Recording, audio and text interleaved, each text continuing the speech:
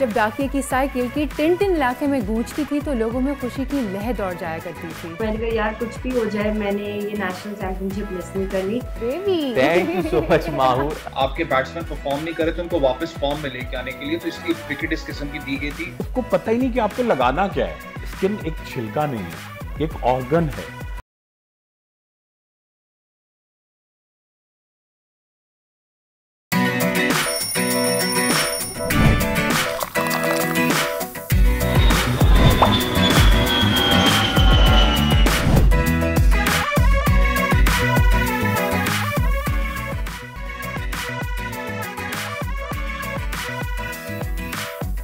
अस्सलाम वालेकुम, खुश आमदीद। जी आया नो खैर अगले भली करे आया। वर्षत के दुनिया बोल है के साथ मैं हूँ सोनिया सुंदस और मैं हूँ सैयद फैसल करीम। बाय द वे आज है डाक का आलमी दिन।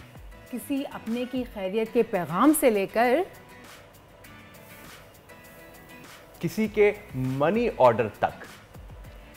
जब डाकिये की साइकिल की टिन टिन इलाके में गूंजती थी तो लोगों में खुशी की लहर दौड़ जाया करती थी। फिर वक्त ने पलटा खाया और जिद्दत के बाइस पहले गाड़ियों फिर जहाज़ों के जरिए सामान की तरसील शुरू हुई। साइकिल की टिन टिन मध्यम हुई, किसी की खैरियत बस एक व्हाट्सएप की टिंग टिंग से पता चलने लगी। तो जनाब आज इन्हीं पोस्टमैन को खराज तहसीन पेश करने का आलमी दिन है। वैसे आज भी महकमा डाक अपनी अफादियत कायम रखे हुए और मुल्क के तूलो अर्ज में मौजूद अपने वसी नेटवर्क के सबब आवाम तक मौसर तरीन रसाई रखता है। प्रोग्राम में आज आपके साथ बहुत सारी स्टोरीज जो हैं वो शेयर करेंगे, लेकिन फिलहाल नजर डालते हैं आज की बड़ी खबर पर। आईनी तरमीम के मामले पर हुकूमत ने मौलाना को राजी कर लिया। फजलुर रहमान ने आईनी अदालत के क़याम पर मशरूत रजामंदी जाहिर कर दी। सियासी बड़ी बैठक में मुतनाज़ा शिक़ें तरमीम से निकाल कर सबके लिए काबिल कबूल बिल लाने पर जोर। जरदारी और मियां नवाज शरीफ ने फजलुर रहमान को किन शराइत पर राजी किया, प्रोग्राम में बात होगी। कराची का सनती जोन मसाइल की सनती जोन में करार, सड़कों से लेकर सेवरेज तक सबका हाल बेहाल। कुरंगी मसाइल की तर्जुमानी पर हुक्काम के दावे कितनी हकीकत रखते हैं, कितना फसाना, प्रोग्राम में बात होगी। मुल्तान टेस्ट के दूसरे रोज पाकिस्तानी बल्लेबाजों का राज बरकरार। पाकिस्तान टीम पहली इनिंग्स में 556 रन बनाकर आउट। शान मसूद, अब्दुल्ला शफीक के बाद सलमान अली आगा की भी शानदार सेंचुरी। मेजबान टीम आज एक विकेट के नुकसान पर 96 रन से दोबारा आगाज करेगी। और पाकिस्तानी खवातीन सिर्फ घरदारी ही तक नहीं बल्कि खेल के मैदान में भी रोशन मिसाल। माहूर शहजाद ने अपनी बेटी के हमरा नेशनल बैडमिंटन चैंपियनशिप का 8वां टाइटल 8वीं बार अपने नाम किया। बैडमिंटन स्टार माहूर शहजाद आज होंगी बोल के हमारी मेहमान। ऑलराइट, चलिए आगाज करते हैं सियासत से ही। अब सियासत में कोई बात हरफ़े आखिर तो नहीं हो सकती। मौलाना फजलुर रहमान ने ऐवान में नई कानून साजी के लिए हुकूमत का साथ देने का इशारा तो दिया है। और 2 दिन पहले बड़ी एक सियासी बैठक में सदर जरदारी मियां नवाज शरीफ और बिलावल के साथ मौलाना फजलुर रहमान ने काफ़ी तफसीली मुलाकात भी की। इसी वाले से बात कर लेते हैं। सेनेटर कामरान मुर्तज़ा सीनियर रहनुमा GUI हमारे साथ मौजूद है। कामरान साहब बहुत शुक्रिया आपके वक्त का। 2 दिन पहले वाली मुलाकात के बाद लग ये रहा है कि मौलाना साहब राजी हो गए हैं। सदर जरदारी ने मौलाना से वादा भी किया है कि वो उन्हें साथ लेकर चलेंगे। अच्छा, यही वादा मियां नवाज शरीफ ने भी किया है। आपको हुकूमत में शमूलियत की कोई दावत मिली है? नहीं, हम हुकूमत में शामिल होना नहीं चाहेंगे। हम बहुत कन्वीनियंट है, बल्कि मैं तो ज़िंदगी भर जो है ना ये चाहता हूँ, अगर मुझे जब तक जो है ना मैं पार्लियामान में रहूँ तो अपोजिशन में ही रहूँ। तो GUI बहुत कन्वीनियंट है यहाँ अपोजिशन में बैठे हुए, और हम उनके साथ अगर कभी ऐसी ऑफ़र आई भी, अवल तो आई नहीं है, अगर आई भी तो हम शुक्रिया के साथ उनको कहेंगे कि कोई और दोस्त के लिए जगह रख लें। जी, वैसे जमीयत ने जो तरमीम का मसवदा तैयार किया है, जैसे कि मौलाना ने भी बताया कि 80% काम मुकम्मल हो चुका है। क्या ये उनमें से चंद 1-2 तरमीम के इख्तलाफात हैं या फिर तमाम तरमीम पर एतराज़ात हैं? हमने तकरीबन जो ना वो अपना इंडिपेंडेंट माइंड अप्लाई किया है, और हुकूमतों की कुछ ज़रूरतें हुआ करती हैं, उसके हवाले से भी हमने सोचा है, मगर माइंड जो है ना इसमें आपको रिफ्लेक्शन नज़र आएगी GUI की अपनी और इंडिपेंडेंट। अच्छा, क्या जमीयत उलमा इस्लाम नहीं समझती कि मुल्क नाजुक सूरत हाल से गुजर रहा है, जैसे कि सदर साहब ने भी कहा कि इस वक्त सबको मिलकर काम करना होगा?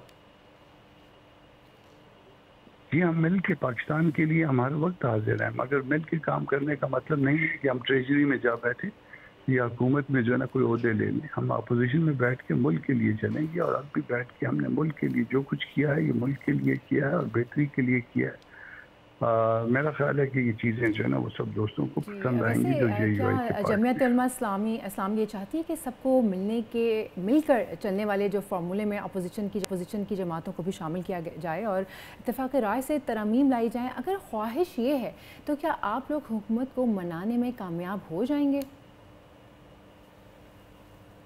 जी, हमने खुले दिल के साथ, खुले दरवाज़ों में अपोजिशन के साथ बैठे हैं। यानी जो हमारे अपने साथी थे पीटीआई, आप पीटीआई की बात पूछ रहे हैं, पीटीआई के साथ बैठे हैं, हमने उनके साथ डिस्कस किया है। और एक आध दिन में चीज़ों को ओपन होने दीजिए, मौलाना साहब इसको शेयर करें, तो मेरा ख्याल है कि फिर पीटीआई को भी जो है ना कुछ ज़्यादा एतराज़ात नहीं रहेंगे। हमने कोई बेहतर पोजीशन ली है। वैसे कामरान साहब, अब खैबर पख्तूनख्वा में कुछ कौम परस्त सियासत और कुछ गलत फहमियाँ भी सियासी हलचल का बायस बन रही हैं। आपकी जमात ने हमेशा ख़ाम तफ़हीम का किरदार अदा किया है, इस बार भी कुछ ऐसा ही करने का इरादा है? देखिए, इसमें JUI जो है ना, अगर तो असम्बली के खिलाफ कोई ऐसा गैर जमहूरी जो है ना कदम उठाया जाए, तो या कोई गवर्नर रूल की बात की जाए या कोई और इस तरह की, उसको तो हम रिजेक्ट करते हैं आउटराइटली। पश्तून मूवमेंट के अगेंस्ट कोई अगर कोई कार्रवाई हो, उसको भी हम रिजेक्ट करते हैं। आज उनकी तरफ से जो है ना वो क्लैरिफिकेशन भी आ गई कि वो हर चीज़ जो है ना वो पाकिस्तान की हदूद के अंदर और पाकिस्तान के दस्तूर के अंदर, तो हम उसको अप्रिशिएट करते हैं। मैंने बल्कि आज कहीं पे अपनी उन्होंने कहा था कि जी मैं जो मेरे शायद मुँह से ये बात निकली थी कि उन्होंने दस्तूर से बाहर की बात की है और एजेंडे में रखी है, मगर उन्होंने कहा कि नहीं ऐसी बात नहीं है, उन्होंने इसको गलत कहा था। तो मैं उसको उस पर मैंने सॉरी किया है। और कि अगर मैंने, क्योंकि सुनी सुनाई बात थी, तो जो पाकिस्तान के अंदर जो ना जो पॉलिटिक्स करता है और जिसने हथियार नहीं उठाया हुआ, हम उसको अप्रिशिएट करते हैं। वैसे कमरान साहब, कल KP की असम्बली में जो कुछ हुआ, मैं चाहूँगी कि उस पर भी आप कुछ कमेंट करें। बर्दाश्त क्यों नहीं कर पाते हम लोग एक दूसरे की बात को? अफसोसनाक बात है। अगर हमारा पेशेंस लेवल जो है वो ये है, तो फिर लोग ये कहेंगे कि हम जमहूरियत के काबिल नहीं है। जमहूरियत का जो है ना वन ऑफ द कंपोनेंट जो है, वन ऑफ द इंग्रेडिएंट जो है ना पेशेंस लेवल होता है। एजुकेशन का भी एक जो है ना वो, पॉवर्टी का भी एक लेवल होना चाहिए, इसका एजुकेशन का भी एक लेवल होना चाहिए, मगर साथ पेशेंस लेवल भी जो है ना बहुत ज़रूरी है। और अगर पेशेंस का ये हाल हो जाए तो फिर अनफॉर्चुनेट, फिर उसके लिए जो है ना लोगों को दूसरे निज़ामों की तरफ तवज्जो देनी पड़ जाती है। कामरान मुर्तज़ा साहब, सेनेटर जी, आपका बहुत शुक्रिया। और इस वक्त जो मुल्क की सूरत हाल सियासी इस वक्त गुजर, वो मज़ीद जो है वो बिगाड़ का मुतहम्मिल नहीं हो सकती, क्योंकि मुस्तहकम सियासी मामलात होंगे तो उसी तरह माशी तरक्की भी होगी। और इस वक्त जो भी मुल्क में चल रहा है, गालिबन अब वक्त आ गया है कि तमाम स्टेक होल्डर्स मिल बैठें और इसका कोई देर पहाल निकालें। अभी हम एक ब्रेक ले रहे हैं जी। अगर PCR ज़रा बताया जाए, ब्रेक का वक्त है? बिल्कुल जी, ब्रेक का वक्त है। ब्रेक से वापस आएंगे और प्रोग्राम को आगे बढ़ाएंगे।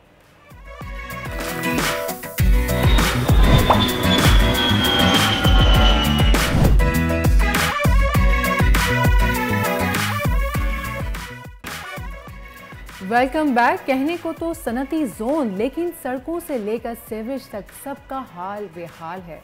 फैसल ऐसा है कि नहीं? बिल्कुल। कल हम गए, कराची का एक इलाका है और वो इलाका है कोरंगी, और अब हम आपको दिखाते हैं हुक्काम के दावे बमुकाबला अवाम की शिकायत। वादे और दावे एक तरफ, कराची का ये ज़िला कोरंगी जो कि कराची के उन 4 इंडस्ट्रियल जोन्स में से एक है जो बहुत तरक्की याफ्ता कहलाता तो था, लेकिन अब यहाँ पे पै दर पे बदलती हुकूमतों और उनके ना पूरे होने वाले वादों की वजह से ये खंडर बनता जा रहा है।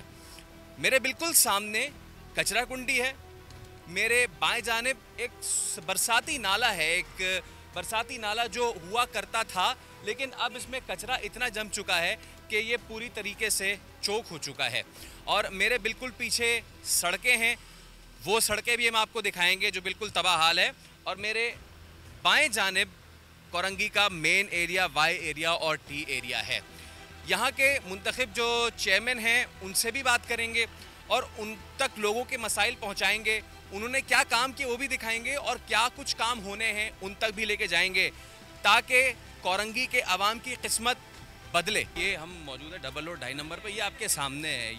ये सड़क टूटी हुई है और पानी जो है वो पड़ा हुआ है। कोशिश करते हैं कुछ खातीन से बात करते हैं। अस्सलाम वालेकुम, कैसी अम्मा? ठीक है? ठीक है, अल्लाह का करम है भैया। अम्मा सब कुछ अच्छा है यहाँ पे? क्या सही है, देख रहे हैं आप यहाँ का माहौल क्या हो रहा है। ये सब जगह सड़कें बनती हैं, हमारे इधर तो कोई भी सड़कें नहीं बन रही। देखें आप यहाँ का। ये सड़क कब से टूटी हुई है? सालों हो गए बाबू, सालों हो गए। और कोई पूछने नहीं आया? कोई पूछने नहीं आता, कोई भी नहीं करता कुछ भी। यहाँ का तो कुछ होता ही नहीं है, कोई भी नहीं करता।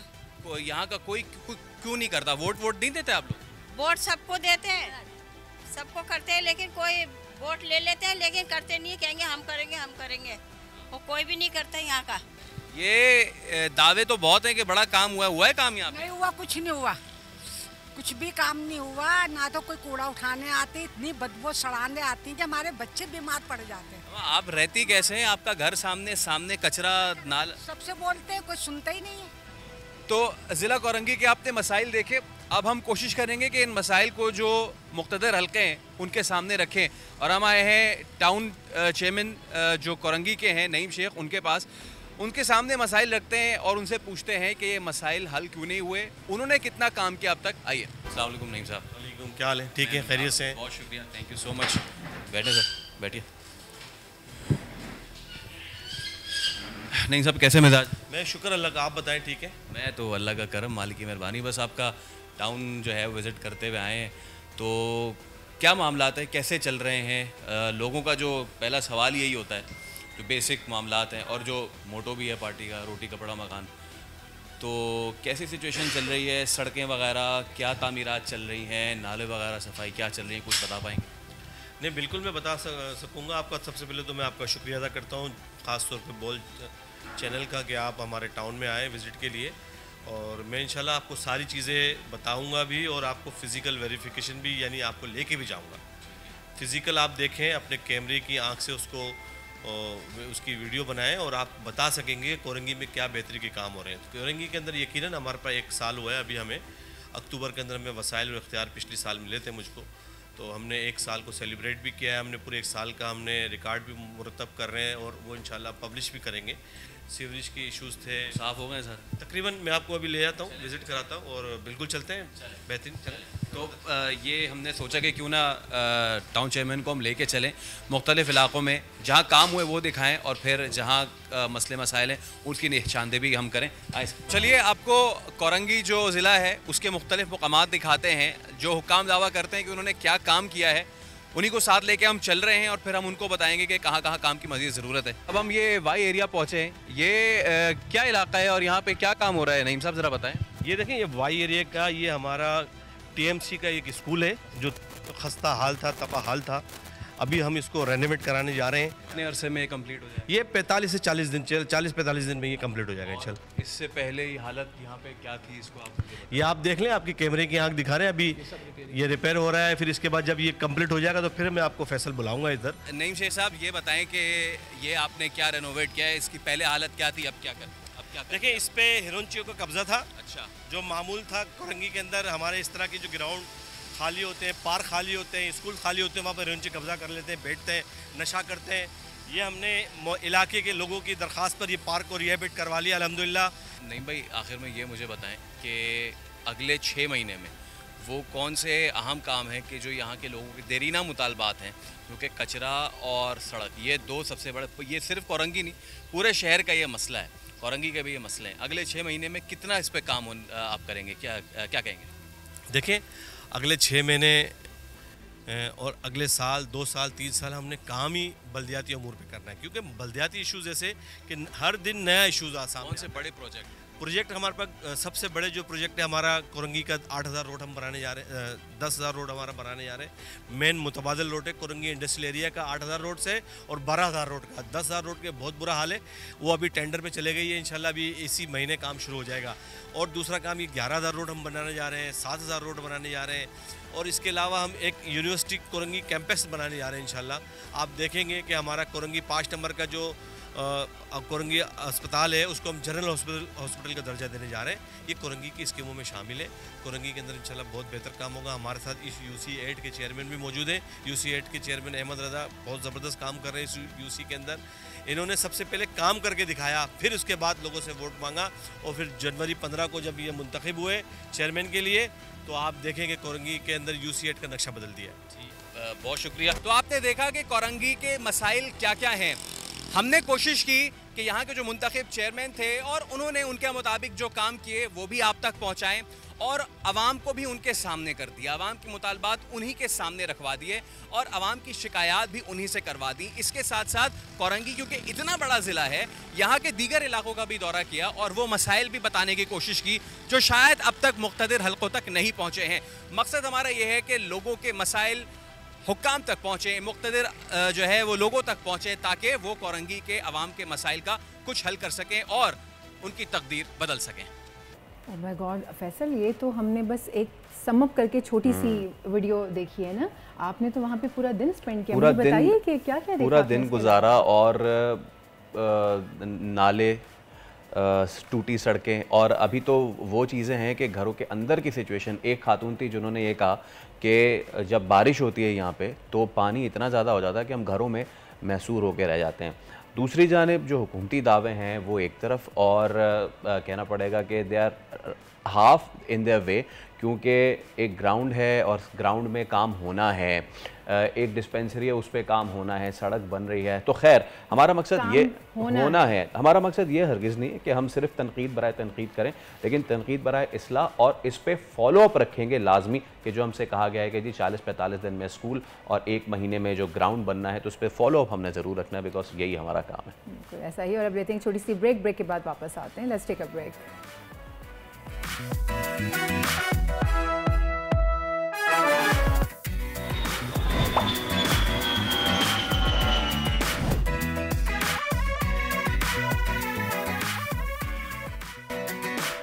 वेलकम बैक जनाब। हमारी ख़वातीन किसी से कम नहीं, चाहे वो घरेलू कामकाज हो या स्पोर्ट्स का मैदान। क्यों फैसल, ऐसा है कि नहीं? एब्सोल्युटली। और ना सिर्फ ये बल्कि अब तो इन्होंने ऐसी मिसालें कायम करना शुरू कर दी हैं। हम ना यूरोपीय पार्लियामेंट की इस तरह की मिसालें देखते थे कि अगर कोई खातून है, उनका लैक्टेटिंग बेबी है तो वो उसको साथ लेके आती थी और उस इजलास की कार्रवाई का हिस्सा बनती थी। लेकिन ये अब पाकिस्तानी खातून जो हैं भाई, उनको भी हैट्स ऑफ, क्योंकि बहुत सारी ऐसी खातून हैं जो वर्किंग वुमेन हैं, वो अपने बेबीज़ को अपने साथ ऑफिस में लाती हैं। उन ऑफिस का भी बहुत शुक्रिया जिन्होंने एक जो बना रखा है, यस वो बना रखा है। ऑल्दो कि ये बड़ा लिटिल है लेकिन जो भी है अच्छा है।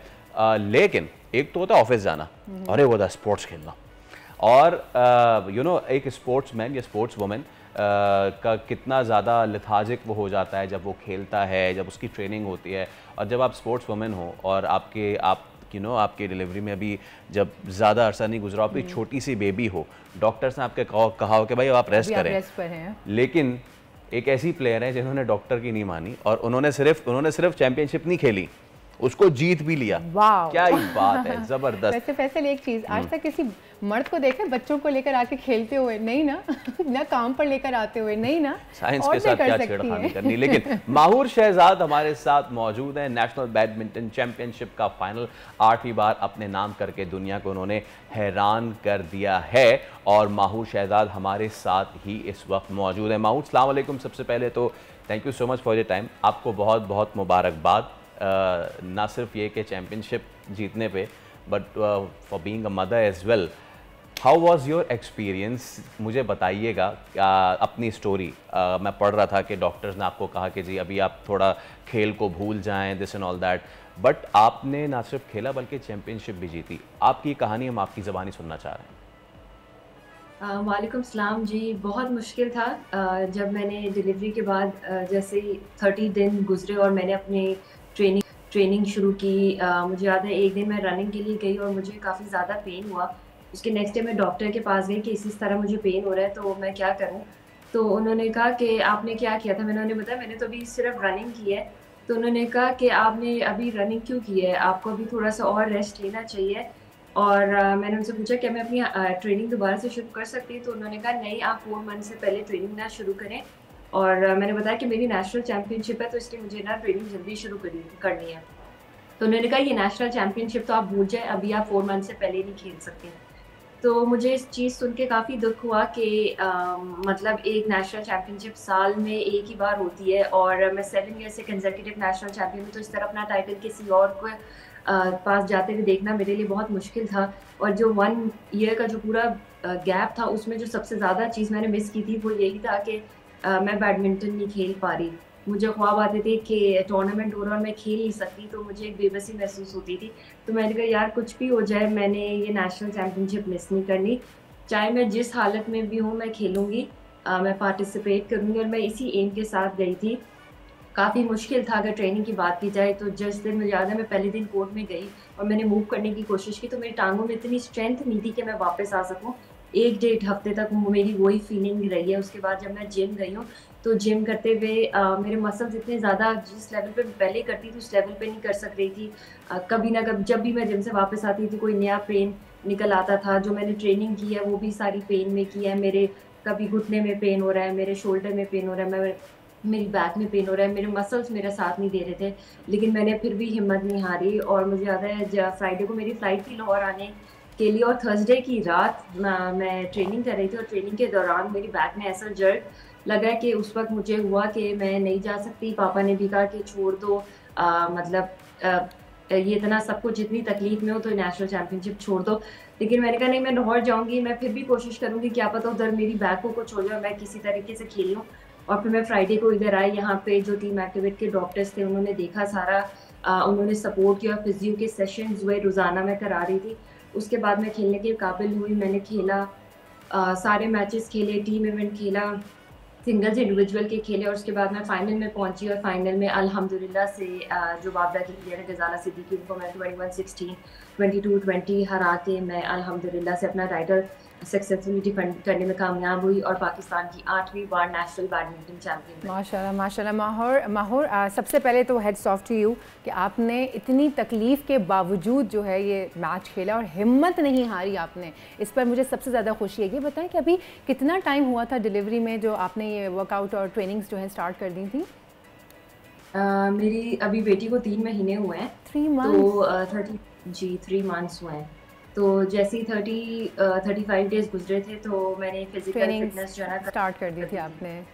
जी अच्छा, मैं चाहूँगा कि जो आपकी नन्ही मुन्नी है, वो जैसे कि आपने उनको साथ लेके और अपने ट्रॉफ़ी को भी साथ लेके तस्वीर की थी, आई डोंट नो कि उनका ये सोने का टाइम है या फिर उनका कोई और टाइम है। अगर तो अगर कंफर्टेबल तो आप ज़रूर उनको अपने साथ लेके आइएगा भी अभी फ़िलहाल, और हमें ज़रा दिखाइएगा भी कि भाई आपने भी जो ये पास तो 2 ट्रॉफीज़ हैं। यस, 2 ट्रॉफीज़ हैं। अच्छा माहूर, आई रिमेंबर जब फैज़ से आपका निकाह हुआ, उसके बाद चैम्पियनशिप्स में जाना, he is been with you all this time. इससे पहले अंकल आंटी जो हैं उनका आपके लिए इतना ज़्यादा सपोर्ट, तो मैं चाहूँगा फैमिली के बाद एक ऐसा हस्बैंड जो कि एक स्पोर्ट्स वुमेन का हस्बैंड है और वो उसको पूरी सपोर्ट भी दे रहा है। जब बाकी सारे डिसीजंस तो ठीक हैं, जब बेबी हुई, बेबी होने के बाद आपने उनसे जब ये शेयर किया कि I want to start training again, so क्या did he turn out to be the supporter of a athlete women या फिर he turn out to be the father of a baby?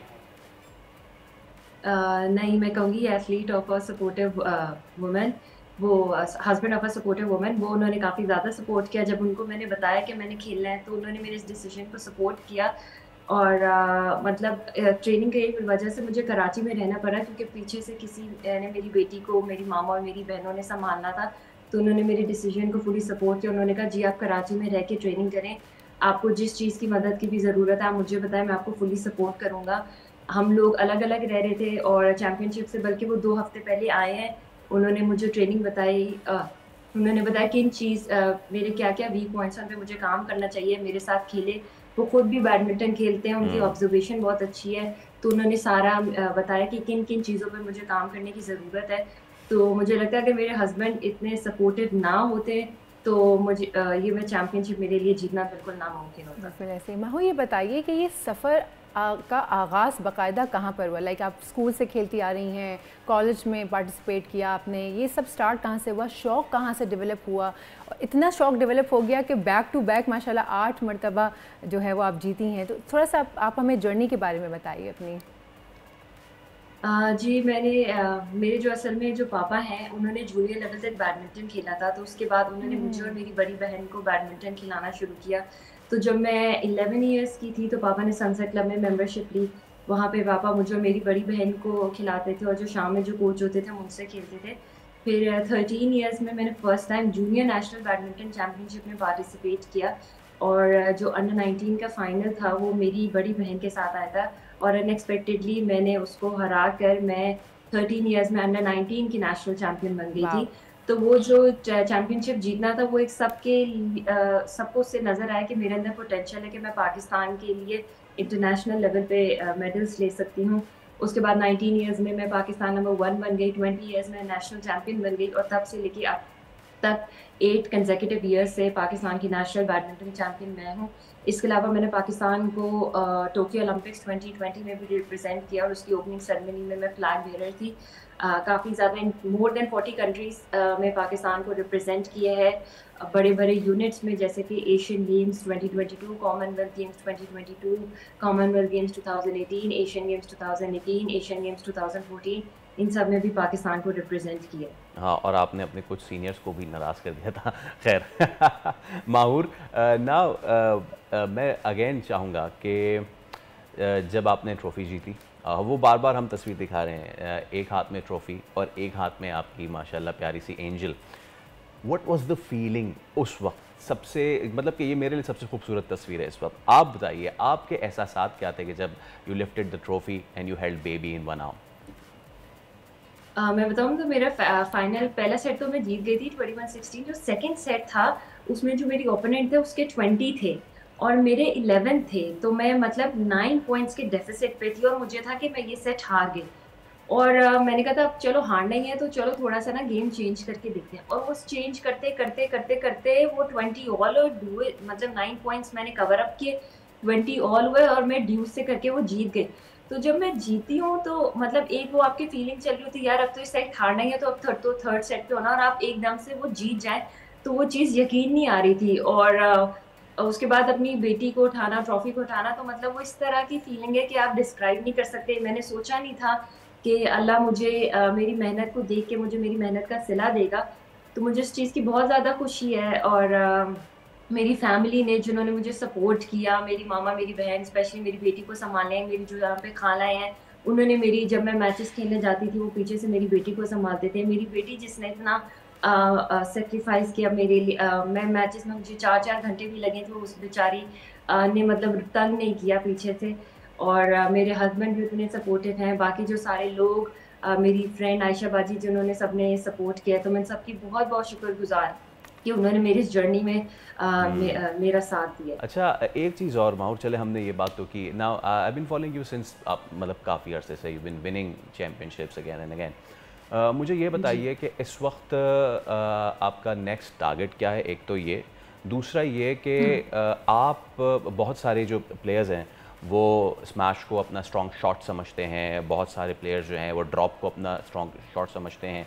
तो माहूर, आप किन शॉट्स पे अभी काम कर रही हैं जहाँ पे आपको लगता है कि जब आप इंटरनेशनली कम्पीट करें, ऑब्वियसली जो हमारे ये जो चाइना, जापान और ईस्ट एशियन कंट्रीज़ हैं, मतलब उनका गेम देखें तो आउटस्टैंडिंग, वो तो आपको 1 मिनट भी आप सांस भी रोकें तो वो 2-3 शॉट्स खेल चुके होते हैं। तो माहूर, आप एज अ प्लेयर क्या समझती हैं, कौन से मज़ीद ऐसे पॉइंट्स हैं जहाँ पे आपको मज़ीद तगड़ा होने की ज़रूरत है when you are going to compete internationally? जी बिल्कुल, अगर जो मेरे स्ट्रॉन्ग पॉइंट की बात की जाए तो वो मेरा ये है कि मेरी कोर्ट मूवमेंट अच्छी है, तो जहाँ पे भी पॉइंट आता है मैं उठा लेती हूँ। और वीक पॉइंट्स की बात की जाए कंपेयर टू इंटरनेशनल लेवल के, जहाँ पे काम करने की ज़रूरत है, वो ये है कि स्किल्स एक्यूरेसी के जो आपके स्मैशेस हैं वो बिल्कुल लाइन के पास जाएँ, आपके जो ड्रॉप्स हैं वो भी बिल्कुल लाइन के पास जाएँ। स्किल्स एक्यूरेसी बहुत ज़्यादा ज़रूरी है अगर आप इंटरनेशनल लेवल पे कंपेयर किए जाएँ। जो उनके वहाँ के प्लेयर्स होते हैं उनके शॉट्स बहुत परफेक्ट होते हैं और उनके अंदर कंसिस्टेंसी होती है, वो बिल्कुल लाइन के पास होते हैं। नेगेटिव कम से कम हो, पॉजिटिव खेलने की ज़रूरत है। और जो कहते हैं शॉट्स की स्पीड कि वो पैरेलल हों, ज़्यादा लिफ्ट करके ना दिए जाए, तो वो जो स्पीड है कोर्ट मूवमेंट की भी जो स्पीड है उसको बढ़ाने की ज़रूरत है। इन चीज़ों पे अगर मुझे लगता है मैं काम करूँगी तो मैं इंटरनेशनल लेवल पे जैसे कि साउथ एशियन गेम्स हो गए उसमें पाकिस्तान के लिए गोल्ड मेडल ले सकती हूँ। एब्सोल्युटली।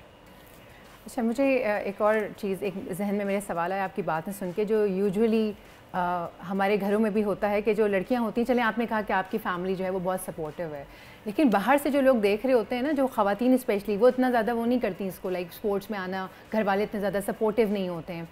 आपको क्या चीज़ मोटिवेट करती है? एक तो मुझे ये जानना है कि आपको ऐसी वो क्या चीज़, वो एक किक होती है जो हर प्लेयर को मोटिवेटेड रखती है, वो मैं जानना चाहूँगी। और दूसरी चीज़ ये कि वो सारी ख़वातीन जो देख कर ये कह देती हैं कि मैं तो घर के कामों से फुर्सत नहीं मिलती, मैं कहाँ कुछ खेल सकती हूँ, ये एक बड़ा जनरल जुमला है जो कहा जाता है। I am sorry to break it off, but Mahoor, baby अगर आपकी if she is around you, can you bring her on screen? जी बिल्कुल। हाँ, प्लीज यू कैन। तो जब अब मकसद सिर्फ इतना सा है कि हम दुनिया के आप कुछ करना चाहें तो आप सब कुछ कर सकते हैं, देयर इज अ वे। और ख़ास तौर पे जब जो मदर्स हैं, you know, being a woman, आपको बहुत अच्छी तरीके से पता है कि जब वो अर्ली एज स्टेज में होती हैं, जब उन्होंने डिलीवरी की होती है, स्पेशली न्यू बॉर्न, तो उस वक्त एक खातून जो है वो किस ट्रांसफॉर्मेशन से गुजर रही होती हैं। नॉट ओनली उनके जिस्मानी तब्दीलियाँ, बल्कि जो उनका एक मेंटल यस वो होता है, लेवल बहुत ऊपर नीचे मतलब होता है। और उस सब को माहूर ने सिर्फ कोर्ट में एक प्लेयर को डिफीट नहीं किया है, बल्कि उन्होंने उन तमाम तर टबूस को डिफीट किया है। वो उन तमाम तर एतराज़ात, उन तमाम तर मुश्किलात, उन तमाम तर वो जो जहनी परेशानियाँ होती हैं ख़ातीन को, उनको उन्होंने जो है वो डिफीट किया, और डिफीट करके एब्सोल्युटली शी इज सबसे अहम बात जो लोग कहते हैं ना, घरेलू काम हम कर रहे थे ना, तो ये अपने पैशन को फॉलो करें। Baby, thank you so much Mahur, and she is alive, मतलब कि या शी इज, मतलब कि माशाल्लाह बड़ी आंखें। माहूर, नाम क्या है बेबी का? इसका नाम है हुरुल ऐन, बड़ी आंखों वाली हूर। नूरुल ऐन, माशाल्लाह। तो अच्छा, वैसे तो मैं थोड़ा सा फेस अगर आप उसका ऊपर कर सकें, हमें मुन्नी सी हैं वो। यस, परफेक्ट, माशाल्लाह। यस, अब मैं यहाँ पे वर्चुअली इनको हाय और टाटा कर रहा हूँ, और मुझे पता है कि थोड़ी देर में जो है वो इन्होंने जो है ना अपनी मदर की तरह सामने स्क्रीन पे पढ़ के जो है वो स्मैश मारना, ब्लड में सारे के सारे खून में। माहौर, आखिर में ये बताइए कि अभी शी इज टू लिटिल, लेकिन क्या नूरुल ऐन आने वाले दिनों में नेशनल चैंपियन बनने जा रही हैं बैडमिंटन की, या फिर आप इन पे छोड़ेंगी कि whatever she wants to do? मेरा भी और जो मेरे पापा हैं, जो इसके नाना है, उनका ख्वाब है कि ये ओलंपिक चैंपियन बने। जिस लेवल पे मैं नहीं पहुंच सकी, वो उससे ऊपर जाए और पाकिस्तान का नाम रोशन करे, पाकिस्तान के ओलंपिक्स में मेडल ले। तो उनका भी ख्वाब है और ये मेरा भी ख्वाब है, तो हम इसी पे कोशिश करेंगे। और जब ये थोड़ी सी बड़ी होगी तो इसकी हम लोग ट्रेनिंग शुरू कर देंगे कि ये छोटे लेवल पे जो है ना, जब से छोटी हो तो ये इसकी स्किल्स और इसकी जो स्टेमिना वगैरह वो बन जाए। जबरदस्त। और हमारी तमाम तर विश जो है वो आपके साथ और आपकी बेटी नूरुल ऐन के साथ है। थैंक यू सो मच मौजूद। अभी हम एक ब्रेक ले और उसके बाद हाजिर होंगे। Stay with us.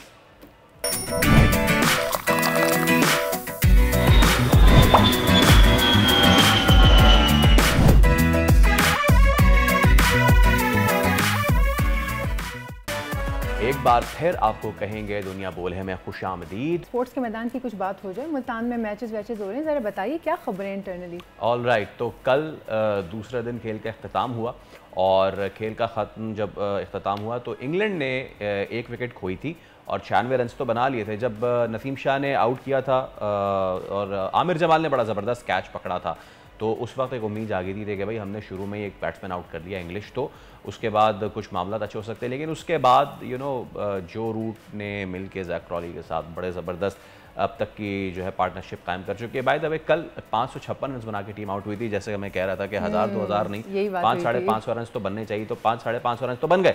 Ollie pop को तो नसीम शाह ने आउट कर दिया, लेकिन उसके बाद से लेके अब तक 96 रन बन चुके हैं। 556 पाकिस्तान की जो पहली इनिंग्स थी काबिल ज़िक्र, और उसमें शान मसूद ने बहुत अच्छे 150 रन किए। इसके अलावा सलमान अली आगा ने लेटर ऑन जो है वो सेंचुरी स्कोर की, और अब्दुल्ला शफीक की फाइनली फॉर्म वापस आई है। लेकिन जब वो बना सके हैं 550 रन, तो फिर इंग्लैंड जो है वो कितने बनाएंगे run. Syed Mohammad Awais cricket expert हमारे साथ मौजूद हैं। अवैस, अस्सलाम वालेकुम, thank you so much for your time. तो कल पहली विकेट गिरी जब, तो कुछ उम्मीद हुई कि यार हम we can you know wrap few more wickets in, लेकिन उसके बाद जो बड़ी अच्छी परफॉर्मेंस रही जो रूट की, जैक क्रॉली की, अब तक इंग्लैंड की इनिंग्स को कैसे सम अप करेंगे और आज क्या समझते हैं पाकिस्तान को इनिशियली क्या करना चाहिए कि इनकी पार्टनरशिप को डिस्टर्ब करें? जी अस्सलाम वालेकुम। कल अगर आप बात करें तो एक अच्छी चीज़ थी कि पाकिस्तान, अगर दोनों दिन की बात करूं तो पाकिस्तान के हक में ही खेल रहा है। जिस लेवल का हमने स्कोर यहाँ पर किया बहुत अरसा हो गया। मैंने कहा ना कि आपने देखा हो कि पाकिस्तान टीम आपको एग्रेसिव टेस्ट मैच के अंदर नजर आई। बेशक वो बांग्लादेश वाला जो भी सिनेरियो हुआ था कि आपने वहाँ पर डिक्लेयर की थी इनिंग्स, लेकिन कल एक एग्रेसिव आपको पाकिस्तान टीम नजर आ रही थी, चाहे वो फील्ड के अंदर आप बात करें।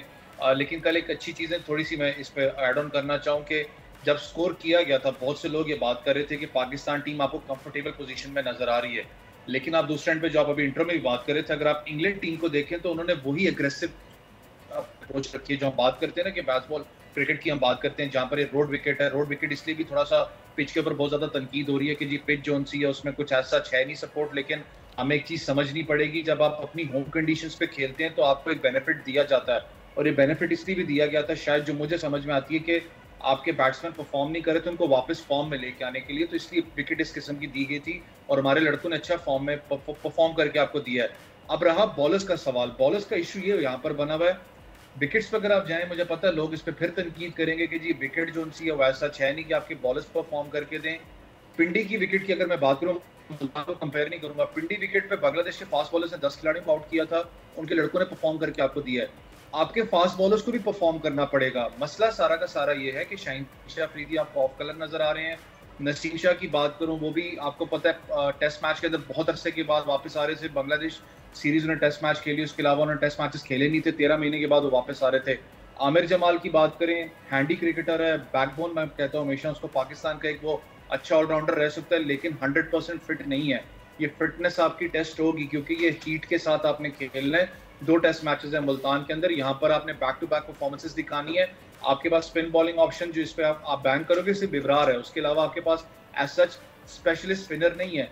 तो पाकिस्तान बॉलर्स जो हैं वो मैं कहता हूँ कि अंडर द रडार होंगे। पहला घंटा बड़ा इंपॉर्टेंट है पाकिस्तान का, टेस्ट मैच अभी शुरू हो गया होगा, पहला इंपॉर्टेंट बड़ा घंटा इंपॉर्टेंट होगा कि पाकिस्तान इस पे ब्रेक थ्रूज कितनी इंपॉर्टेंट लेता है, क्योंकि जितनी उनकी आप बैटिंग देख लें वो सारी की सारी बेसबॉल क्रिकेट है, वो एक ही स्टाइल पे क्रिकेट खेलेंगे सिवाय जॉ रूट को छोड़ के। वो थोड़ा सा आपको पता है वो डिफेंसिव मोड में चले जाते हैं, थोड़ा कंस्ट्रक्ट करते हैं इनिंग्स को, बाकी जितने उनके प्लेयर हैं वो अटैकिंग मोड में खेलेंगे। तो पाकिस्तान की स्ट्रैटेजी से जाता है, ये देखने वाली बात होगी आज। वैसे अवैस, आपको लगता है कि पाकिस्तान को एक और ओपनर के साथ जाना चाहिए? देखें पाकिस्तान का थोड़ा सा अगर मैं स्क्वाड की बात करूं, उस पर भी मैंने कहा ना तनकीद तो हो रही थी कि जो आपने स्क्वाड खिलाया यहाँ पर, जब चैंपियंस कप करवाया था तो चैंपियंस कप का मकसद यही था कि आप उसमें टॉप परफॉर्मर्स को सिलेक्ट करते, लेकिन मुझे बैक एंड पे समझ आती थी चैंपियंस कप की कि शायद आपने चैंपियंस ट्रॉफी के लिए बैकअप प्लेयर्स रखे हुए, क्योंकि लिमिटेड ओवर्स क्रिकेट थी, तो आप उस लेवल की सोच के शायद बैकअप प्लेयर्स उनसे यहाँ पर रख रहे हैं।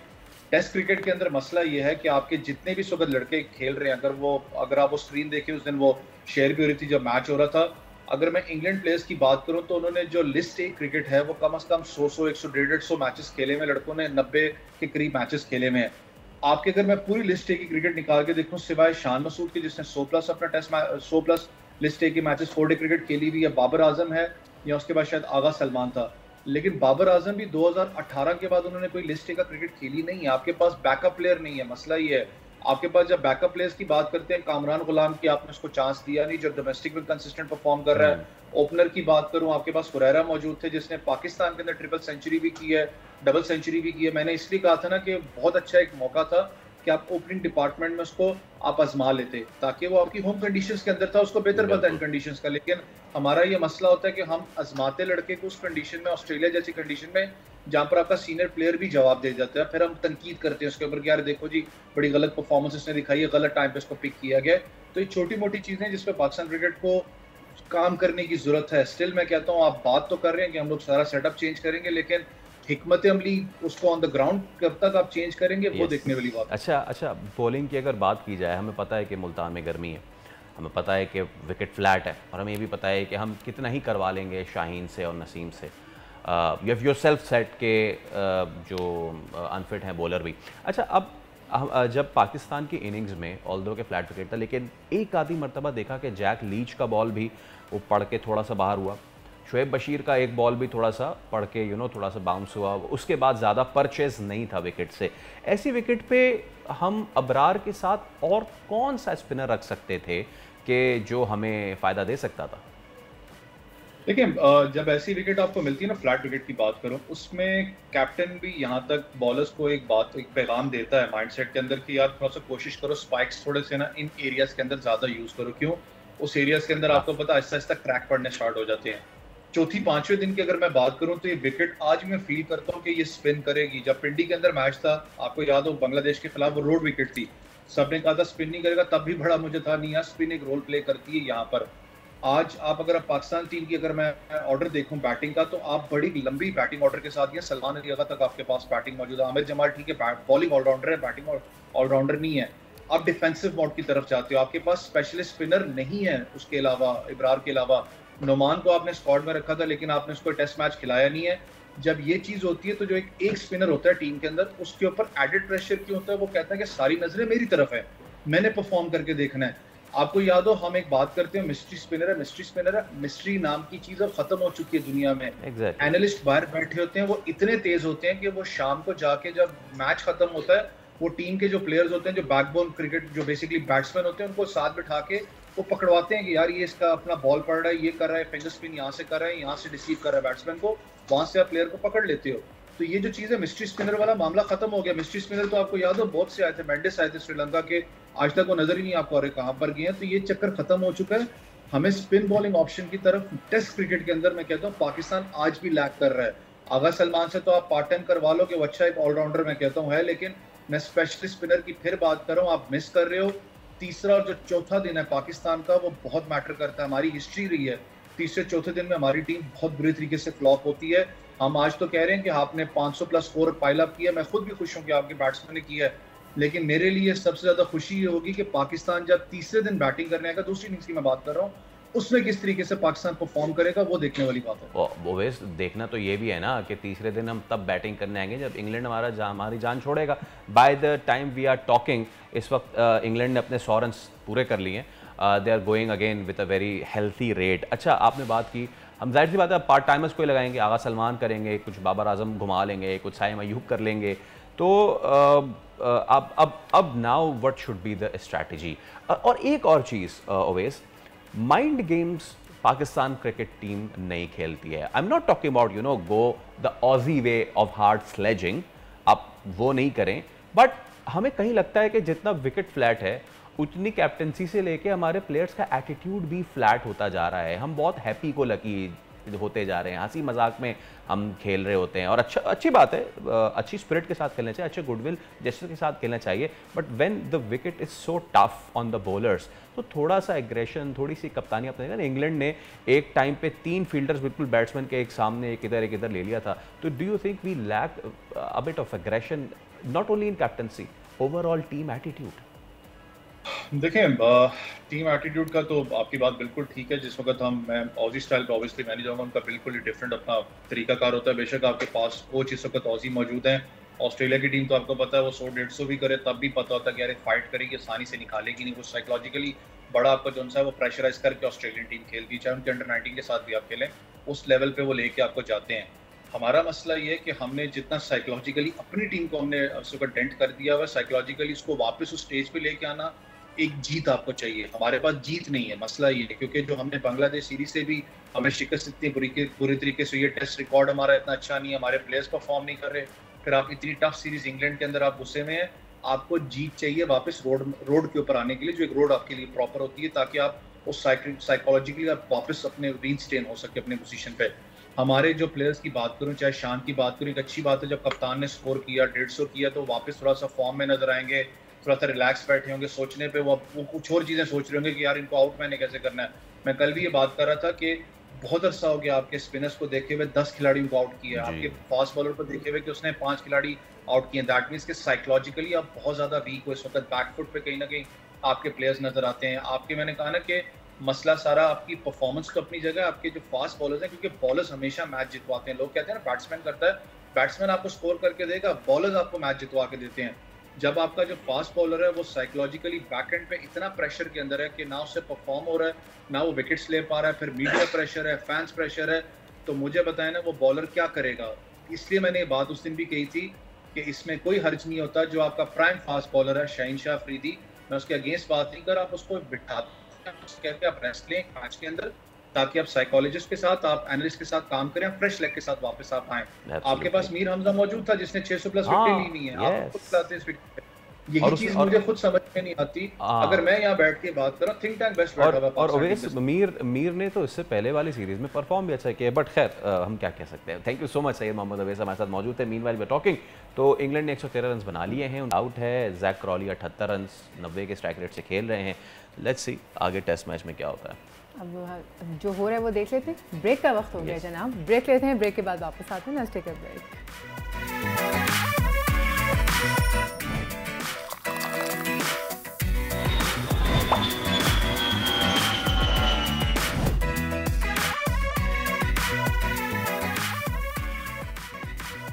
वेलकम बैक जनाब। अब बात होगी कुछ वेदर अपडेट्स की। कराची के शहरी हो जाएं तैयार, क्योंकि आज दर्जा हरारत 39 डिग्री सेंटीग्रेड तक जाने का इम्कान है। जी हाँ, महकमे मौसमियात के मुताबिक गर्मी की जुज़वी लहर के दौरान दर्जा हरारत औसत से 3 डिग्री तक बढ़ सकता है। ताहम शहर में समंदरी हवाएं जज़वी मअतल हैं। अंदरून सिंध की बात की जाए तो आज बेशतर शहरों में मौसम गर्म और खुश्क रहने का इम्कान है, जबकि केपी मुज़फ़्फ़राती इलाकों की बात की तो चल्लास, बाबूसर टॉप और नारान शदीद बर्फ़बारी की लपेट में होगा और सड़क की आमदोरफ्त जो है वो बंद कर दी गई है। महकमा मौसमियात ने आज भी कश्मीर, गिलगित बल्तिस्तान और बालाई खैबर पख्तूनख्वा में तेज़ हवाओं के साथ गरज चमक की बारिश की जो है वो पेशन गोई की है। ताहम शहरों के दर्जा हरारत के बारे में बात हो जाए तो शहर क़ाइद में जो टेम्परेचर मिनिमम है वो 26 और मैक्सिमम टेम्परेचर 38, जैसे कि मैंने आपको अभी कहा है। अब बात करेंगे हम क्वेटा की। क्वेटा में मिनिमम टेम्परेचर होगा 8 और मैक्सिमम टेम्परेचर होगा 25। और साथ बात करेंगे मुल्तान की, तो मुल्तान में मिनिमम टेम्परेचर होगा 21 और मैक्सिमम पे जाएगा 37 तक। अब दर्जा हरारत की बात करेंगे लाहौर में जो आज टेम्परेचर है वो मिनिमम 20 और मैक्सिमम 33, सूरज चमकता रहेगा साथ। और बात करेंगे अब इस्लामाबाद की। इस्लामाबाद में दर्जे हरारत मिनिमम 16 और मैक्सिमम 30, यानी कि अच्छा मौसम रहेगा। और साथ में आएगा पेशावर में कम से कम दर्जे हरारत 18 और मैक्सिमम 32 रहने का इम्कान है। तो ये थी आज की वेदर अपडेट्स। अब चलते हैं फैसल की जानिब। Faisal, over to you. जी हाँ, तो सोनिया जो आपको बता रही थी ना मैक्सिमम और मिनिमम का मतलब ये है कि अब मौसम हो रहा है तब्दील, और तब्दील का मतलब ये है कि सर्दियों से पहले होगा मौसम खुश्क, जल्द की बीमारियाँ। कराची में रह रहे हैं हम और मौसम जो है वो यहाँ पे समझ में नहीं आता। आप रात में सोते हैं, सुबह उठते हैं तो आसमान ज़मीन का फ़र्क होता है। अब ये सर्दी गर्मी और इसके बीच का जो मौसम है, इसके बीच में एक और फैक्टर है और वो है पॉल्यूशन, आलूदगी। और ये तो साल से है। तो अब सब कुछ मिला के हमारे जो मामलात हैं, और इस बीच सोनिया साहबा भी हमें ज्वाइन कर चुकी है, मौसम वगैरह का बता के आप वेलकम करते हैं। बहुत शुक्रिया। तो जनाब skin specialist doctor Khurram Mushir हमारे साथ मौजूद हैं। सर अस्सलाम वालेकुम, कैसे हैं? अल्लाह का करम। हम कराची से शुरू करते हैं जी। तो रात में सोए कुछ और मौसम, सुबह सोए कुछ और मौसम, गाड़ी में निकलें, बाइक पे निकलें, धुआं और पोल्यूशन। कराची वालों के लिए मेरे ख्याल से सबसे बुरी जो बीमारी वो स्किन की होगी। इससे ज़्यादा तो कुछ हो नहीं सकता। बहुत कॉमन है। अच्छा, एक मौसम माशाल्लाह चेंज हो रहा है, फिर माशाल्लाह आपने कराची की हसीन शाराएं भी देखी हुई। ठीक है, तो इतने बड़े बड़े गड्ढे, मिट्टियाँ, अच्छा वो सारी चीज़ें मिलके बेचारे जो लोग बाइक पे जा रहे होते हैं उनका और बुरा हाल होता है। थर्ड चीज़ बड़ी इंपॉर्टेंट है कि हमारे यहाँ सेल्फ मेडिकेशन तो पहले थी ना, अब तो एक ट्रेंड चल गया है कि अब मुझे समझ में नहीं आता। मैं क्लिनिक में इतना टीवी पे इतने प्रोग्राम किए सब, अच्छा ख़वातीन और हजरात अक्सर आते हैं। मैंने वो ट्रीटमेंट कराया था, वो फलाने कोई पीलो या गुलाबो सैलून से। मैंने कहा ट्रीटमेंट कैसे हो सकता है सैलून में? ये एक बड़ा गहरा सवाल है। फ़र्ज़ करें आप कहें कि डॉक्टर के पास में गया था, डर्मेटोलॉजिस्ट, उन्होंने मेरे बड़े अच्छा हेयर डाई किया, मेरा बड़े अच्छे हेयर कटिंग करी। हाँ, आप कभी सुने? ऐसा नहीं सुना आपने? ऐसा नहीं हो सकता, ऐसा नहीं सुना, मगर आप सुनते होंगे कि सैलून में मेरा ट्रीटमेंट हो गया। अब वो जो खातून है जिन्होंने ट्रीटमेंट किया, वो बेचारी को शायद कुछ आइडिया ही नहीं कि आपकी स्किन टाइप क्या है। तो लोग, एक तो मौसम, फिर पोल्यूशन, फिर जो क्वालिफाइड लोग नहीं हैं उनसे लोग ट्रीटमेंट करवाते हैं, और थर्ड सेल्फ मेडिकेशन के अलावा गूगल पे खुद सर्चिंग होती है, वो सीरम अच्छा आ गया है, वो फेस वॉश अच्छा आ गया है। डॉक्टर साहब एक चीज, sorry to cut you off, एक चीज के शुमाइला ने जो ट्रीटमेंट करवाई थी मुझे भी वही करवानी है। उसकी जो स्किन टाइप है वो देखें आप अपनी स्किन। हाँ, वो एक एग्जांपल दी ना, मैं भी एकदम से समझा वो कौन के। बिल्कुल सही कह रहे हैं। दोस्त है आपकी? दोस्त है जी बिल्कुल। करवाई तो खवातीन ऐसे करती है ना कि मेरी तुम्हारी स्किन टाइप पे ये अच्छा लगा तो मैं भी करवा रही हूँ। भाई आप ये तो देखिए कि स्किन टाइप सबकी फर्क होती है, वो आपको सूटेबल है या नहीं। बिल्कुल, और डॉक्टर से क्वालिफाइड ही आदमी बताएगा ना। आप सैलून में जाके, अब वो किसी का भी फेशियल हो, फैसल का जाएगा, फैसल आप जाएंगे, कोई लड़की जाएगी, कोई भी जाएगा, नहीं जा सकते। नहीं, अगर कोई भी जाएगा, मतलब मैं कह रहा हूँ कि आप जाते हैं कि जैसे वो एक ही चीज हर एक पे अप्लाई करते हैं। हाँ भाई, ये उनको नहीं पता होता कि क्या है, क्या स्किन टाइप है। थर्ड, लोग विटामिन को समझते हैं कि जी रोटियां खाएंगे, कुन्ने खाएंगे, बिरयानियां खाएंगे, पिज्जा खाएंगे, मगर विटामिन जो दिया था ना वो खाते ही मेरा वजन एक हफ्ते में बढ़ना शुरू हो गया। ऐसा हो नहीं सकता। विटामिन से बढ़ती है वाइटैलिटी, एक होती है तवानाई होती है, और एक होते हैं हरारे, कैलोरीज। आपको कैलोरीज मिलती हैं जब तक कार्बोहाइड्रेट्स ना हो ना, और आप विटामिन से कभी मोटे नहीं होते।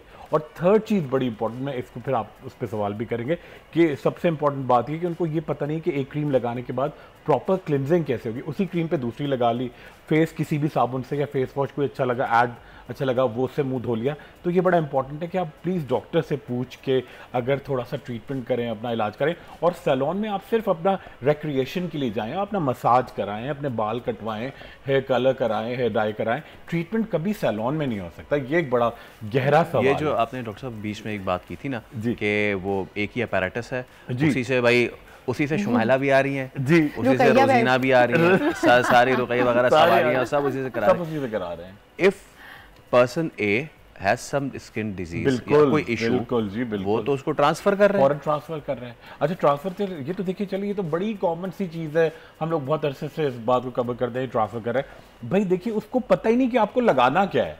वो उसने एक पैकेट खोला और वो कोई उसने देखा, कोई रेमेडी देखी कोई गूगल से, और वो आपके भी वही लगाएगा, आपके भी लगाएगा, मेरे भी वही लगाएगा, हर एक के भी लगा रहा है। स्किन एक छिलका नहीं है, एक ऑर्गन है।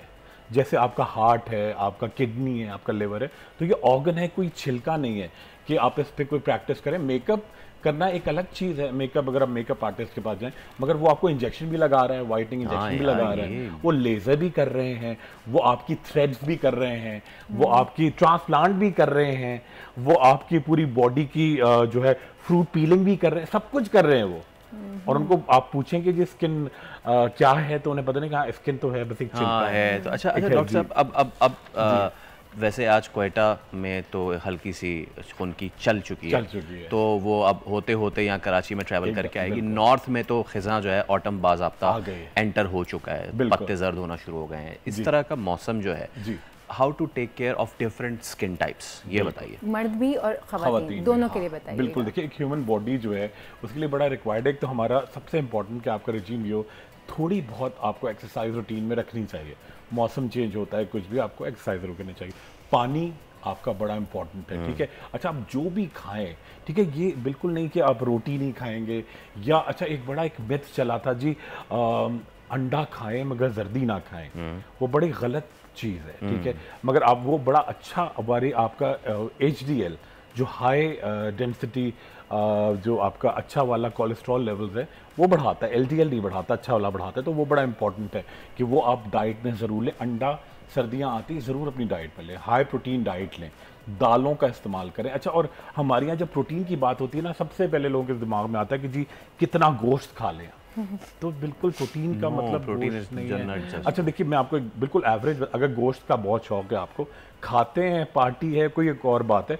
जो आपकी रिक्वायरमेंट है फॉर 1 वीक, एक इतने साइज़ की, अगर आप कोई बीफ या मीट या इवन चिकन और फिश, इतने साइज़ की 2 से 2.5, ये 2 ये और इसका हाफ फॉर ख़वातीन के लिए हफ्ते में इतना जो है आपके लिए मीट जो है वो एनफ है प्रोटीन के लिए, और मर्दों का इसका डबल कर ले, ठीक है। फिर आप दालें खाते हैं, फिर आप छोले खाएं, हाँ, लोबिया लें, ठीक है।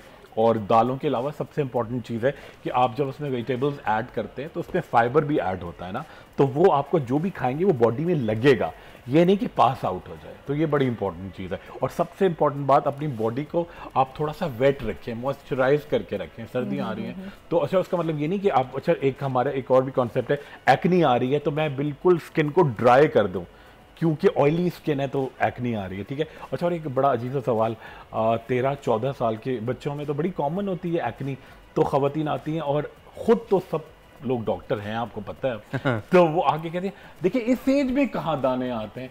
मैंने कहा इस एज में ही नहीं आते। इसमें इस एज में कहाँ स्किन की प्रॉब्लम होती है। देखिए इस एज में ही एडोलेसेंस जब आपकी होगी, मैच्योरिटी शुरू होगी थोड़ा सा, तो उसमें आते हैं तो उसको बिल्कुल परेशान होने की बात नहीं है, उसको ट्रीटमेंट लेके चलें। और ख़ुद एक अच्छा मैसेज से एक और ऐड करूँ छोटा सा, जो मैंने कल भी देखा, रोज़ देखता हूँ, खुद ख़वातीन घर में जाके, वैसे तो एक हमारे यहाँ चला हुआ है पूरा, आप जो डॉक्टर है उससे बहुत डर लगता है उनको, मैं एक बात कह रहा हूँ, और सैलून वालों से डर नहीं लगता, अनक्वालिफाइड से डर लगता। अच्छा, आप जो दे रहे हैं इसमें स्टेरॉइड्स तो नहीं है भाई। देखिए एक तो आपकी बॉडी में तमाम चीज़ों का स्टेरॉइड्स भी है, वो आपकी शॉक एब्जॉर्बर्स है जो आपको, मगर हर चीज़ का ज़्यादा या कम होना ये बड़ा इंपॉर्टेंट है, वो डॉक्टर करेंगे। अच्छा, घर में बैठे हुए खुद बेटनोवेट क्रीम लगा देंगे चेहरे पे, ठीक है। बेटनोवेट बहुत अच्छी चीज़ है, बहुत अच्छी चीज़ है, मगर उसको कहाँ ज़रूरत है। आप बेटनोवेट चेहरे पे लगाएंगे दानों के लिए तो आपकी स्किन बिल्कुल खड्डे पड़ जाएंगे, फिर जो बड़ी महंगी थेरेपीज होती है। तो बेहतर है कि आप कभी भी बेटनोवेट खुद करके, या खुद क्या करते हैं स्कैल्पल से ख़वातीन पहले बच्चों के खुद दाने निकाल के बेटनोवेट लगा देंगे, 2-3 दिन तो बड़ा अच्छा लगेगा, फिर इवेंचुअली लॉन्ग टर्म बड़ा उसका रिजल्ट आता है। ठीक है doctor, thank you so much. और भाई अपनी स्किन का ख्याल रखें, और ख़ास तौर पे अब जो वेदर चेंज होता जा रहा है उस हिसाब से तो बड़ा ज़रूरी है। हाँ, बाकी चीज़ें जो आपने कराएं, लेकिन सबसे इंपॉर्टेंट चीज़ हाइड्रेशन रखें। जितना हाइड्रेट रखेंगे स्किन उतनी बेहतर रहेगी। जितना हाइड्रेटेड रहेंगे स्किन अच्छी रहेगी, जितना यहाँ से भी पॉजिटिव रहेंगे स्किन अच्छी रहेगी। और अब लेते हैं एक छोटा सा ब्रेक के बाद वापस आएंगे और प्रोग्राम को। मीनवाइल मैं पूछूंगा शुमाइला कैसी हैं।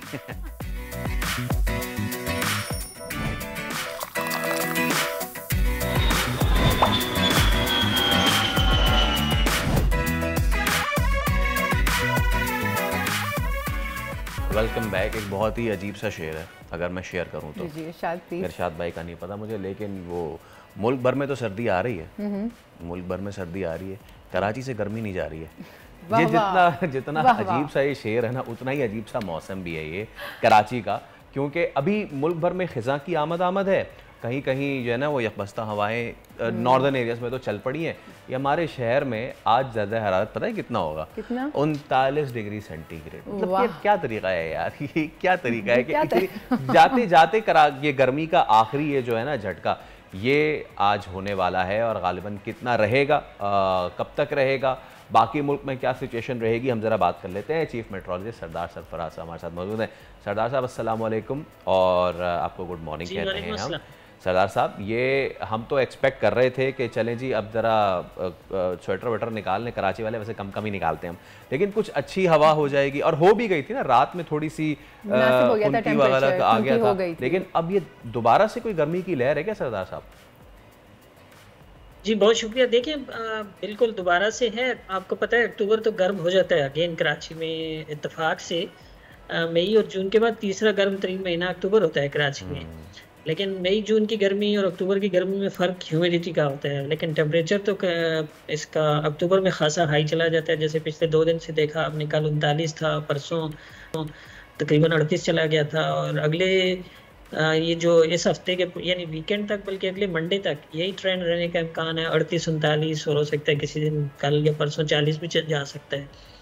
तो यही ट्रेंड रहने का इम्कान है। एक्चुअली आपको पता है कि मानसून ख़त्म होने के साथ साथ ना सी ब्रीज भी बहुत कम हो जाती है, ना होने के बराबर होती है, और विंड वेरी कर जाती है। तो कराची का वेदर जो है ना खासा डिपेंडेंट होता है विंड पर, कि हवा किस तरफ से चलती है। समुद्री हवा चलती रहे तो मुतदिल रहता है मौसम, लेकिन जैसे शुमाल से आ जाए हवा, या शुमाल मशरिक से या शुमाल मगरिब से, तो उन तीनों अतराफ से जब आती है तो सहराई हवा, गर्म हवा होती है, तो उसके बायस टेम्परेचर बढ़ता है। तो आजकल यही ट्रेंड चल रहा है कि सुबह के औकात में यानी दिन के 2-3 बजे तक तो डायरेक्शन विंड की कल नॉर्थ ईस्टर्ली रही, आज नॉर्थ वेस्टर्ली है, तो इस बायस बढ़ रहा है टेम्परेचर। वैसे सरफराज साहब, कब तक इम्कानात हैं कि कराची वाले हुडीज़ निकाल लेंगे? हाँ, हुडीज़ तो देखिए दिसंबर में जाके निकलती हैं, उससे पहले तो हाँ, ये होता है कि नवंबर का जो आखिरी 10 दिन कह लें आप, उसमें ये कि रात की कुछ ना कुछ खुनकी बढ़ जाती है। तो अदरवाइज़ दिन में तो अभी तो आपको दिसंबर से पहले मेरा नहीं ख्याल कि ज़रूरत पड़ेगी इसकी। अच्छा, अब वो ज़रा भी मिड ऑफ दिसंबर के बाद हाँ, जाके। अब सरदार साहब बलूचिस्तान के मौसम की क्या अपडेट है? ख़ास तौर पे हमारा तो वो कहते हैं ना कराची वालों का उधार का मौसम है। अब शुमाल से चलें या फिर कोयटा से आ जाएं तो हमारे यहाँ कुछ तब्दीली होती है। कोयटा में क्या एक्सपेक्टेड है अगला हफ्ता? देखिए पिछले मेरे ख्याल में कल या परसों परसों बारिश हुई है कोयटा में भी, और बलूचिस्तान के दूसरे इलाकों में भी, कहीं पर हल्की कहीं पर दरमियानी, और उधर इसी तरह से शुमाल में भी केपी साइड पे कल भी हुई है। पिछले 2-3 दिन रही है दरमियानी कहीं पर और कहीं पर हल्की, और किसी इक्का दुक्का जगह पर तेज़ भी हुई है बारिश। तो उसके बायस शुमाली इलाका जाता, खासकर जो पहाड़ी इलाके हैं उसमें कोयटा भी ज़ाहिर आ जाता है। वहाँ तो टेम्परेचर अब रात के टेम्परेचर मतलब नीचे आ गए हैं। ऊपर गिलगित बल्तिस्तान में तो सिंगल डिजिट में आ गए हैं, 6 डिग्री 7 डिग्री कालाम में, स्कर्दू में, और इसी तरह से कोयटा में भी मैं देख रहा था कि सिंगल डिजिट में आया चाहता है रात का टेम्परेचर। दिन में तो खैर अभी इतनी सर्दी नहीं है, लेकिन रात की खुनकी बढ़ गई है उन इलाकों में। अच्छा, वैसे सरफराज साहब क्लाइमेट चेंज की वजह से मौसम भी ना एकदम से जो हम एक्सपेक्ट करते थे कि पिछले साल इतनी ठंड नहीं पड़ेगी, फिर कितनी ठंड पड़ गई थी अचानक से, तो क्या इस साल भी ऐसे ही कुछ इम्कानात हैं कि मौसम जो अचानक से चेंज होगा? जो आपने कहा कि दिसंबर तक हुडीज़ निकलेंगी, तो क्या कुछ एक्सट्रीम सर्दी पड़ने के चांसेस हैं कि हम इंजॉय करेंगे कराची वाले स्पेशली? देखिए पूरे सीज़न के बारे में ना अभी कुछ कहना कबल इस वक्त। आपको पता है कि अब क्लाइमेट चेंज, जैसे आपने जिक्र किया, क्लाइमेट चेंज की वजह से जो लंबी प्रिडिक्शन होती है ना, वो भी एक तरह से वो हो जाती है, अनसर्टेनिटी हो जाती है। 3 महीने की या 4 महीने की या 2 महीने की प्रिडिक्शन होती है। इवन महीने की भी आप उस तरह से पूरी तरह से उस सर्टेनिटी के साथ नहीं कर सकते, उसमें चेंजेस काफ़ी आ जाती हैं। तो अभी की जो कंडीशंस हैं उनके मुताबिक तो अगले तीनों महीने यानी अक्टूबर भी, नवंबर भी, दिसंबर भी, ये ड्राइएस्ट मंथ, मतलब बहुत कम बारिश है इन तीनों महीनों में। कोई इक्का दुक्का स्पेल है बारिश की, वो भी नॉर्थ में है। तो सर्दी के लिहाज से भी यानी टेम्परेचर ओवरऑल जो मीन टेम्परेचर है वो अबव रहने का ही यानी अबव द एवरेज रहने का इम्कान है। तो मैं नहीं समझता कि अभी दिसंबर तक कोई इतनी बहुत ज़्यादा सर्दी कहीं भी कोई ख़ास नहीं पड़ने वाली। हाँ, कुछ इंडिविजुअल पॉकेट्स होते हैं, जैसे मैंने आपसे जिक्र किया, स्कर्दू हो गया, कालाम हो गया, और इसी तरह से पारा चिनार का इलाका, उन इलाकों में तो ज़ाहिर सर्दी हो जाती है। लेकिन ओवरऑल पूरे मुल्क में एज ए होल आप देखें, ऑन एवरेज देखें तो जो फोरकास्ट है अगले तीनों महीनों की, वो अबव एवरेज टेम्परेचर दिखाई देती है। खैबर पख्तूनख्वा की अगर ऑन दी होल बात कर लें, आपने स्वात कालाम की बात की, ऑन दी होल बात कर लें, बड़े टूरिस्ट जो हैं वो जाना भी अब शुरू हो गए हैं, तो वहाँ पे वेदर कैसा रहेगा? अभी तो ड्राई वेदर है, मतलब कोई आगे बारिशों का कोई अगले हफ्ता 10 दिन तक कोई इम्कान नहीं है। तो बड़ा आइडियल मौसम है टूरिस्ट के लिए, वो जाना चाहते हैं तो सर्दी मिलेगी ज़ाहिर है उनको। कहान नारान की तरफ आप जाएं या स्कर्दू की तरफ जाएं तो वहाँ तो थोड़ी बहुत सर्दी शुरू हो गई है, खासकर रात में और सुबह में। कुछ लैंड स्लाइडिंग वगैरह भी हुई है उस तरफ ना, कुछ आमतौरफ भी मअतल कर दी गई है सयाहों के लिए? नहीं, जो पिछला बारिश का स्पेल था इतना बहुत हैवी नहीं था, किसी हो सकता है इंडिविजुअल जगह पर हो गई हो, लेकिन इसके बायस कोई इतनी लैंडस्लाइडिंग का खदशा नहीं था। ये जो पिछले 2-3 दिन बारिश हुई है ना, उसमें कोई बहुत ज़्यादा हैवी स्पेल नहीं हुआ। खासकर जीबी और कश्मीर साइड पे आपको पता है ज़्यादा लैंडस्लाइडिंग का उधर डर या खदशा रहता है, और फिर केपी के जो शुमाली इलाका जाता है। इस स्पेल में नहीं हुई, पहले जो सितंबर के आखिरी दिनों में स्पेल हुआ था वो काफ़ी हैवी स्पेल था, तो उसमें हुई थी बेशतर जगहों पर। ठीक है, बहुत शुक्रिया सरदार सरफराज साहब हमारे साथ आप मौजूद थे और मौसम के हवाले से हम बात कर रहे थे। यकीनन कराची का मौसम जो है वो एक बेमान सा मौसम रहता है, क्योंकि पूरा हमारा जो वेदर है डिपेंड करता है, या तो शिमाल से हवाएं आएँ तो फिर हमारा वेदर चेंज होता है, या फिर जुनूब से आए वो हमारा वेदर चेंज करता है। कोयटा में इस वक्त 2 दिन पहले बारिश भी हुई है, लेकिन इस वक्त अभी तक सर्दी ने एंट्री नहीं दी है। हाँ, लेकिन ये कि खैबर पख्तूनख्वा मज़ाफ़ाती इलाके एंड द नॉर्दर्न एरियाज़, जिसमें करदू और दीगर जो हैं इलाका जात हैं, उनमें सिंगल डिजिट जो है उसमें भी आ चुका है टेम्परेचर। सो पाकिस्तानियों, आपका मौसम जो है वो तब्दील होने जा रहा है। फ़िलहाल तो नहीं, हाँ, लेकिन हफ्ते 1.5 हफ्ते में तब्दील होने जा रहा है, तो अपने अपने इलाके के हिसाब से अपनी अपनी तैयारियां कर लें। बिल्कुल, हुडीज निकाल के सामने लटका के रखें, जैसे ही मौसम तब्दील हो तभी पहनें। You are so excited about the hoodies Exactly, कि I मुझे love लगता है hoodies. कि इन्होंने कराची में रहते हुए भी ना अपने सामने फ्रेम कर ली होंगी कि अब आए सर्दी और अब पहनूंगी। लेकिन कराची यकीन में करें हवा चलती है और hoodies निकल आती नहीं हैं, नहीं नहीं, शाम होती वो है, आप hoodies आ शाम से जाती रात हैं। तक पहन सकती हैं, सुबह फिर आप बजाय बगैर हुडी के ये तो नॉर्मल कह कपड़ों रहे में हैं, चलेंगे। इसलिए। चलो आपसे इजाजत लेते, आपसे मुलाकात होगी कल। अपडेट ये है कि इंग्लैंड के 2 खिलाड़ी आउट हो गए हैं फाइनली, लेकिन रन रेट उनका उतना तेज है। कल इस पर भी बात करेंगे और दीगर मामला पे भी बात करेंगे। तब तक के लिए रखिए अपना ख्याल। अल्लाह हाफिज़। अल्लाह हाफिज़।